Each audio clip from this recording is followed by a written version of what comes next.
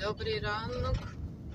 А ви знали, є така птаха, крук називається. Чого крук вона називається? Тому що це така велика ворона, умовно кажучи. Вона коли каркає, вона каже крук, крук, крук, крук.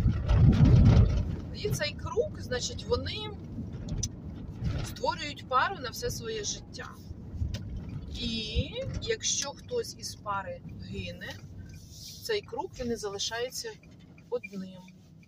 Він дуже рідко знаходить собі пару. В основному вони так і продовжують жити наодинці.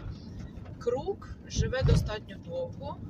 Як література пише, що може жити більше 50 років.